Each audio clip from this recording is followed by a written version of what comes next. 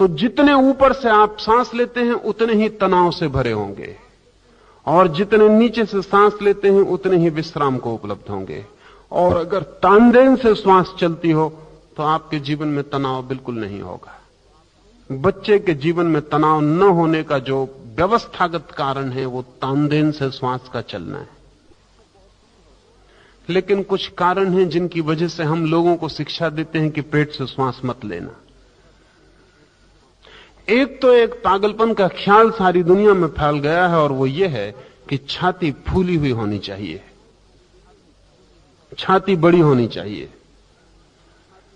तो छाती जितनी बड़ी करनी हो उतनी श्वास छाती में भरनी चाहिए, नीचे नहीं, और छाती से ही वापस लौटा देनी चाहिए। तो छाती को बड़ा करने का ख्याल भीतर एक खतरनाक स्थिति को पैदा करता है, और वो खतरनाक स्थिति है ऐन्द्रिक और बौद्धिक तीन केंद्र ताओ मानता है। एक तानदेन नाभि केंद्र, दूसरा हृदय केंद्र, और तीसरा बुद्धि का मस्तिष्क केंद्र।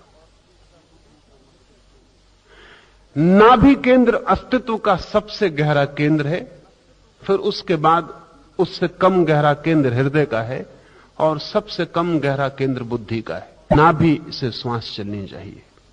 नाभि से जिसकी श्वास चल रही है वो अस्तित्व के साथ वैसा ही जुड़ गया है जैसे छोटे बच्चे जुड़े होते हैं।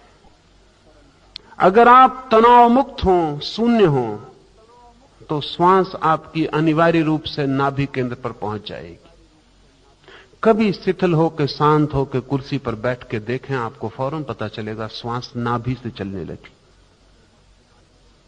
लेकिन ढीला छोड़ें अपने को, लेकिन ढीला हम छोड़ते नहीं। क्या इसका कारण केवल इतना ही होगा कि हम सीने को बड़ा करना चाहते हैं? नहीं, इतना ही नहीं, कारण और भी गहरे हैं। सबसे बड़ा कारण जो आपको ख्याल में भी नहीं होगा, लेकिन आप समझेंगे तो शीघ्र ख्याल में आ जाएगा। फ्रायड कहता है बच्चे को अपने शरीर का सबसे पहले बोध तभी होता है जब वो अपनी कामेंद्री को स्पर्श करता है। तभी मां बाप उसको रोकते हैं कि ठहरो, मत करो, मत छुओ। अगर बच्चा अपनी नाक छूता है, अपनी आंख छूता है, अपना हाथ हिलाता है तो मां बहुत प्रसन्न होती, पैर हिलाता है तो मां बहुत आनंदित होती। लेकिन बच्चा अगर अपनी जननेंद्री छूता है तो मां बेचैन और परेशान हो जाती। बच्चे को पहली दफे पता चलता है कि शरीर में कोई हिस्सा भी है जो छूने योग्य नहीं है, और शरीर में कोई हिस्सा है जो खतरनाक है, और शरीर में कोई हिस्सा है जो अपराध है। ये मां और बाप की आंखों को देख के बच्चे को पता चलता है।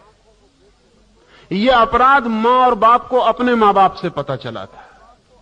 यह अपराध परंपरागत है, अपराध कहीं है नहीं।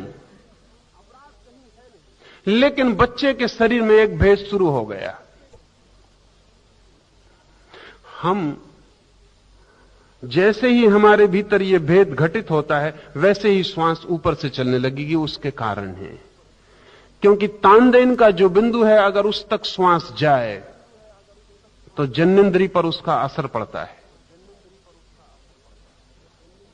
इसलिए जैसे ही हमको यह ख्याल आ गया कि जननेंद्री हमारा हिस्सा नहीं है, तो हमारा तानदेन सिकुड़ जाता है, सप्रेस्ड हो जाता है, और हम डरे हुए जीने लगते हैं कि कहीं जननेंद्री तक श्वास न चली जाए।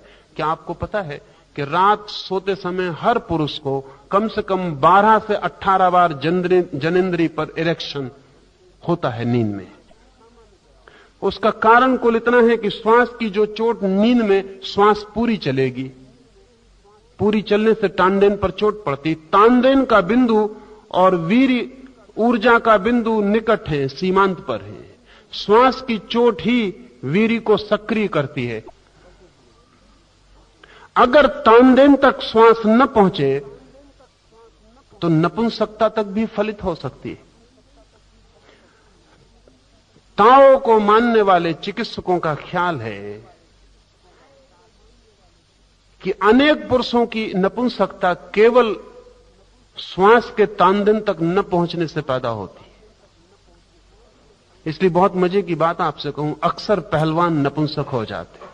श्वास अगर तानदेन से चले तो वो तभी चल सकती है जब आपने अपनी काम वासना को भी स्वीकार किया हो।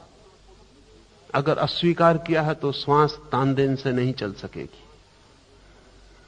असल में जब तक आपने अपने पूरे वासना को भी समग्रभूत अंगीकार न कर लिया हो, शिशुवत स्वीकार न कर लिया हो, तब तक आपके भीतर अद्वैत निर्मित नहीं हो सकता है।